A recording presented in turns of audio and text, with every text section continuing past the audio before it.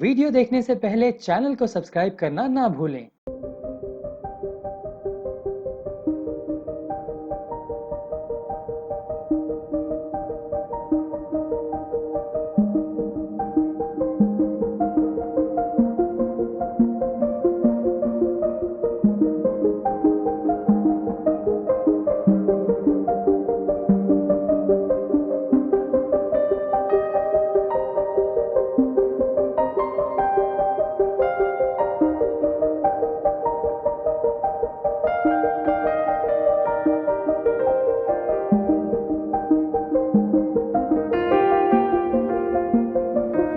It's a romantic track, so it's a love song.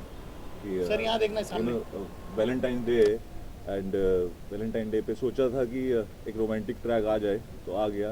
और इसमें एक लव एंगल है जो एक ऑस्ट्रेलिया में एक लड़की है एक लड़का उसके ख्यालों में खोया हुआ है क्योंकि उससे प्यार करता है, तो उसी तरीके का एक ट्रैक देके एंड में मिल जाता है। और सिर्फ एक बताना है कि बेचैन कितना बेचैन हूँ मैं तेरे लिए बेसिकली, कि तभी वो बेचैनियाँ गाने का ट्रैक। आपके साथ भी कौन सा हो? आयशानी मेहता, कहाँ से हो? क्या profile? She is basically from Australia, no Indian है, born in Indian I guess, but इतना मुझे नॉलेज है नहीं, पता नहीं है, but she is born in India and but right now she is living in Australia. Australia में अपनी कम्युनिटी ज़्यादा रहती है, इसलिए तो नहीं दिया आपने। सर मैं कौन हूँ लेना? I am no one to take anyone sir, I am an actor, someone has taken me, I am no one to. पर हाँ, खुदा ना खास्ता भी हरियाणा के लिए कुछ करने की सोच रहा हूँ, तो then I will take someone definitely. किस तरह का गाना है ये? रोमांटिक? सर ये सैड नहीं है, sir romantic track, feel it. आंख बंद कीजिए और अमित मिश्रा जी ने इतने बखूबी गाया है कि एंड रीना मेहता जी ने जो अपनी वॉइस दी है साथ में उनके, तो एक बहुत अच्छा कॉम्बो निकल के एक बहुत ही खूबसूरत गाना बना है। और आयशानी ने तो एक्ट अच्छा किया ही है। कितने दिन से प्लान चल रहा था आपका ये? सर देखिए, रीना मेहता जी ने मेरे को बिग बॉस से आते ही बहुत अप्रोच किया था एंड कि शी लाइक्स मी। एक होता है ना कि अपना अपना फेवरेट हो जाता है किसी किसी का, may be I don't know, पर real reason I don't know, but वो मेरे को हमेशा बोलते रहते कि ये गाना साथ में करेंगे, एक गाना साथ में करेंगे। तो मैं सुनता रहता था, पर मैं उस टाइम पे एक तो सीरियल कर रहा था स्टार प्लस का, तो उसके बाद एक मूवी, फिर मैं बनारस चला गया शूट पे अपनी, तो उसके बाद मेरा थोड़ा सा डेट्स का कुछ बना नहीं, पर उन्होंने सडनली मेरे को ये गाना भेजा, तो देन अमित मिश्रा जी की आवाज़ सुनी मैंने, तो मैंने बोला कि हाँ मेरे को चलो ये कर लेते हैं गाना। तो हमने एक आपस में बैठ के बातचीत करके बहुत अच्छे से आपके सामने एक खूबसूरत गाना पेश कर दी थी, जिसको आप सपोर्ट करेंगे मुझे पता है। कहाँ पे शूट हुआ है ये? सर ये बेसिकली क्या है कि I guess shiny part has been shooting in, जो शूट हुआ है शाइनी का पार्ट वो है सिडनी में कुछ, और कुछ वो इंडिया में ही शूट हुआ है मेरे साथ। और गाने के बारे में आप क्या बताना चाहेंगे? सर गाने के बारे में तो यही बताना चाहूँगा कि खूबसूरत गाना है और बहुत दिल से बनाया है। कोई भी सॉन्ग हो, बेसिकली कोई भी प्रोजेक्ट हो सर, तो सिर्फ एक यही है कि कोई भी प्रोजेक्ट को इंसान बनाता है, आप हो या मैं हूँ, कोई भी हो, तो बहुत दिल से बनाते हैं।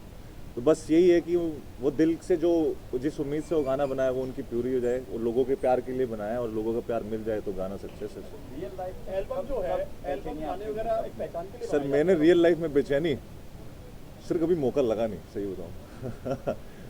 ये बेचैन पहले क्रिकेटर होते थे सर, उसके बाद जब कॉलेज में आए तो देखा, तब तक उसके बाद जब थोड़े मैच्योर हुए दिन आए तो शादी होगी सर। तो वो बात है।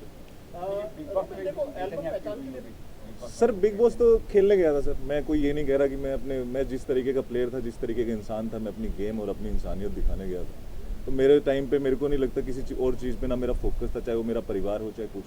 मेरा सिर्फ टारगेट था, that was a Bigg Boss house and to show कि हरियाणा में इस तरीके के लोग होते हैं और वकील लोग इस तरीके के होते हैं। तो अपनी पर्सनैलिटी, अपनी कौम की पर्सनैलिटी और अपने देश के जो एक हिस्सा है हरियाणा की पर्सनैलिटी को सबके सामने जाहिर करने गया था, जो बखूबी करी हुई है। इतना बड़ा एक्सपोजर मिला रोमिलो का आपको, एक हरियाणा से निकल के यहाँ तक पहुँचना मुंबई में।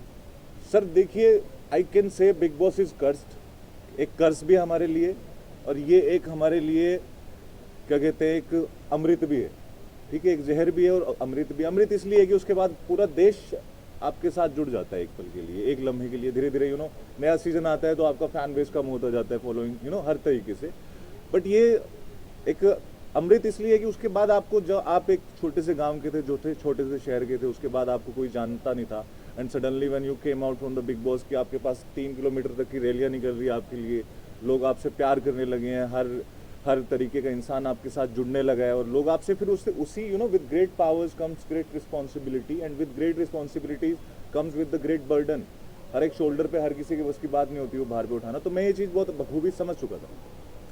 तो फेम मिला, एक्सपोजर मिला, और जहर इसलिए कि हर कोई सोचता है कि अब ये रियलिटी स्टार बन गया, ये बहुत बड़ा कर देगा, पर एक्चुअली इंडस्ट्री में रियलिटी स्टार को एज एन एक्टर कोई कॉमनर आया है उसको अपना वजूद बनाने में उतनी ही मेहनत लगती है जितना एक गांव से कोई शुरू से शुरुआत करता है। As a reality star we are not actor. Actor बनने के लिए हमें बिग बॉस से निकलने के बाद वापस से जीरो शुरू करना पड़ता है, और छोटा काम हो या बड़ा काम हो, काम करने में शर्म न करो।